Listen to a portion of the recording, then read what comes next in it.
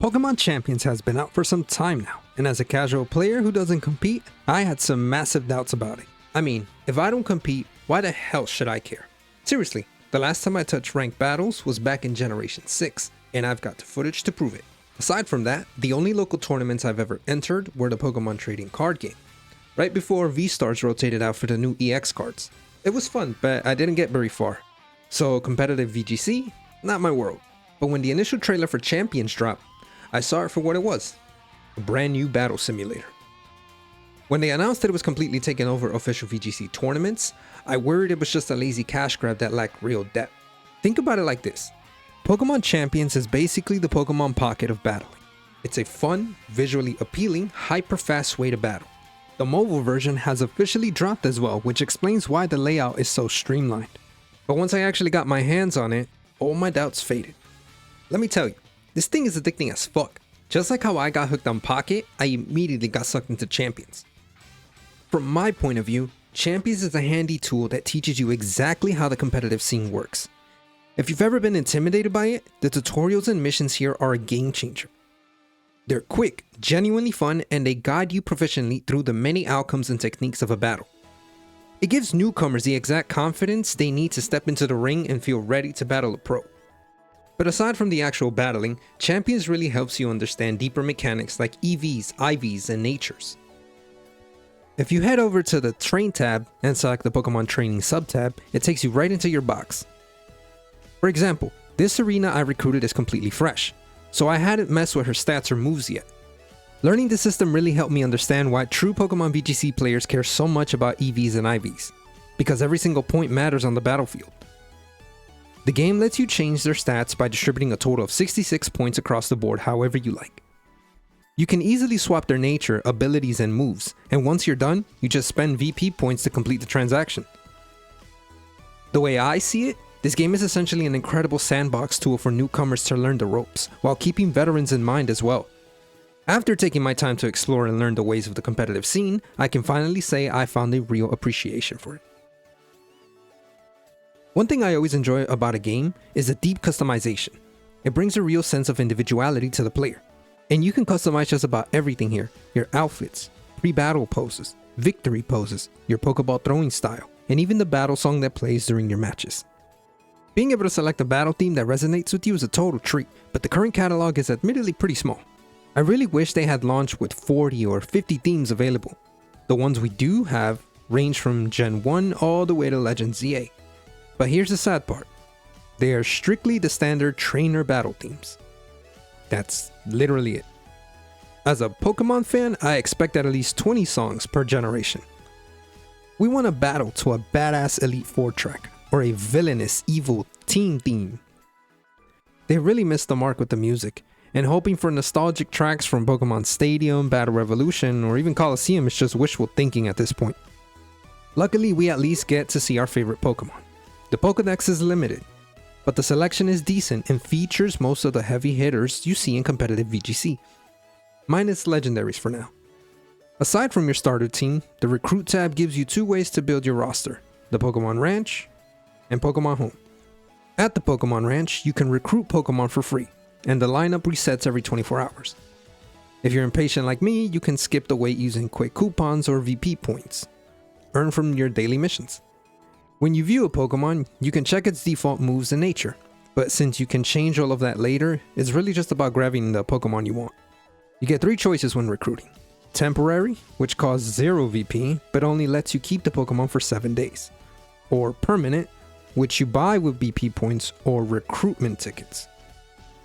If you do a temporary trial, you just head back to the Pokemon Ranch, hit Return Pokemon, and you can send up to 30 of them right back into the ranch. The other method is linking up to Pokemon Home and pulling your collection directly into your game, which runs safely now, by the way, because there was a massive scare with this at launch that I'll get into in a minute. Lastly, there's a shop.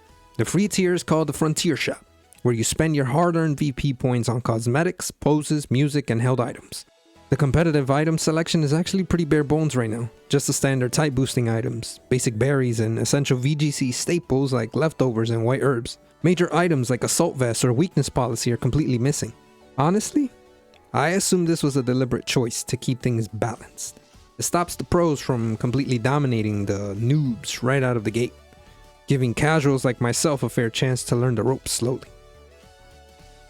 Once your team is recruited and geared up, you're ready for ranked battles. And look, it's ranked. Who doesn't get a little nervous in ranked matches? But I did pretty good for myself at launch, only losing once. To be honest, I'm still not sure if I was playing real world players every time, because most of my matches seemed a bit too easy. Except for that one loss, where we were constantly switching in and out, desperately trying to outplay each other. Grinding through those matches made me finally understand the intelligence that goes along with competitive play. Most of us are used to casual playthroughs where we don't think too much about our next move or how an NPC opponent thinks. You just select a super effective attack and boom, you win.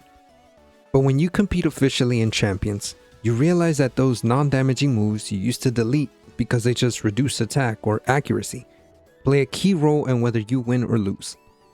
Abilities I used to think were useless suddenly give you a massive advantage. My adrenaline was through the roof because every single decision counts. It's like playing chess, because you have to anticipate so many other outcomes. And while that's true for single battles, double battles are a completely different beast. This has become my absolute favorite way to play. I got completely addicted to it, and running my rain team has been so much fun. Doubles is where the real 4D chess happens, because it's where you have to do the most calculating on the fly. I constantly find myself with my adrenaline and anxiety spiking because of how incredibly nail-biting these matches can be. I've enjoyed it so much that I just play it on handheld mode while I have a show or a movie running in the background.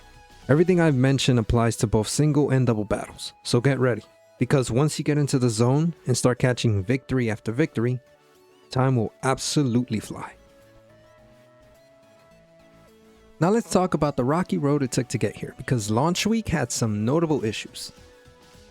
For starters, the visual quality felt a bit low, like a constant 1080p, even though I was playing docked on the Switch 2. I originally assumed they just kept it at 1080p so the mobile version would scale easily on the phones, but it turns out it's a known bug. An article I read mentioned that Switch 2 users discovered you literally have to undock the console and redock it while the game is running to force it into full 4K resolution. I tried it myself and yeah, it works. The developers have officially apologized and promised a permanent patch, but as we finish up June and enter July, that fix still hasn't dropped, so keep using the redocking trick. Aside from the bugs, the real elephant in the room is the free-to-play monetization. Yes, you can play and recruit your own team, but there is a clear disadvantage if you skip the premium pass. When the game launched, the pass locked down Embor, Ralligator, their Megastones, and a female protagonist outfit from Legend ZA. Only the female outfit, by the way. Something told me the male protagonist outfit was being saved for the next pass, which means another $10 just to get him. And I was right, because as of the mobile release, we have more outfits incoming that have been leaked and are being released one at a time. Why not 2 outfits in the same pass? Money, baby. That's why. But that's not all. They also introduced a monthly membership subscription. This membership gives you an extra Pokemon box storage, extra team slots beyond the default 3, exclusive daily missions, and exclusive battle songs. And get this, the subscription only comes with 3 songs. You either pay $5 a month or $50 for the whole year. Now I'm a sucker, so I enrolled for the $5 a month plan because I already had my 3 default slots filled out and didn't want to constantly delete my teams just to try something new. But it is incredibly annoying to have to pay a recurring fee just to unlock extra space to create new teams or hold on to your roster. This is Pokemon, and they love their microtransactions. Look, games like Fortnite or Marvel Rivals have microtransactions too, but they're purely cosmetic. They don't lock essential combat advantages or entire mechanical quality of life features behind a paywall. I definitely miss the days where getting a cool character or building a vast collection took pure skill and persistence. That felt earned and deserved. Now people just pay and say, I'm the best. And of course, we can't forget the final major launch disaster involving Pokemon Home. Early on, transferring your Pokemon over could display a brutal error message that left your favorite monsters trapped in a digital limbo state. It was terrifying enough that it stopped me from transferring my own collection because I didn't want to lose them. Thankfully, the major optimization patch they pushed out in April finally rescued those trapped Pokemon and fixed the transfer errors.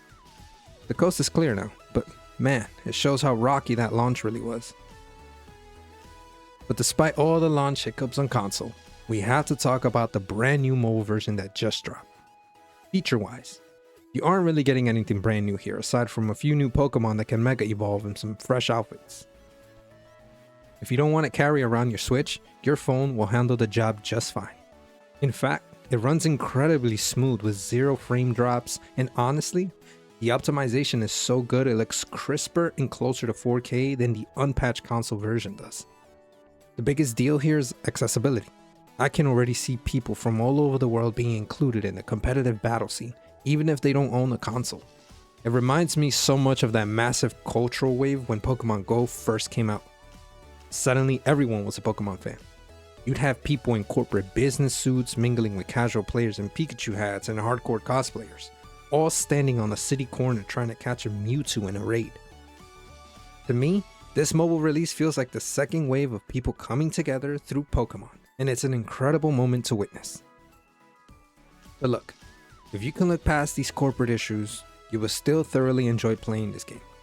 Pokémon Champions has a ton of potential, and I'm happy to see how long this will remain the official way to battle competitively. Looking back at my experience, I see this game for what it really is. It's an onboarding tool disguised as a game. For a newcomer like myself, I quickly grew incredibly fond of the competitive VGC scene. It's something I never thought I would have enjoyed as much as I do, and it's all thanks to the execution of this game welcoming everyone of all different levels of experience. I would highly recommend this game to anyone who wants to get into competitive battling, because it will truly teach you how to battle. Obviously, it's not going to be an entire textbook. You will still have to do some exploring and playing to understand the EVs, IVs, and natures, change up moves and abilities, and create teams that genuinely resonate with you. Is it a perfect game? No. It definitely leaves a lot to be desired when it comes to the atmosphere of battles and the animations of the Pokemon. If you know what I mean, and if you remember Pokemon Stadium or Pokemon Battle Revolution, then you know exactly what I mean. But for a modern day battle simulator, this passes as a great game to get anyone involved on a much more professional level. There is a sense of comfort and confidence you get when you play, because it opens the doors for those who have been hesitant to learn and grind for those perfect Pokemon. Now with Champions, that opportunity is one step closer to making your dream of becoming the next VGC champion at Worlds a reality. Let me know in the comments what your current ranked team looks like. I would like to try it out. And don't forget to like, subscribe, and I'll catch you guys in the next one.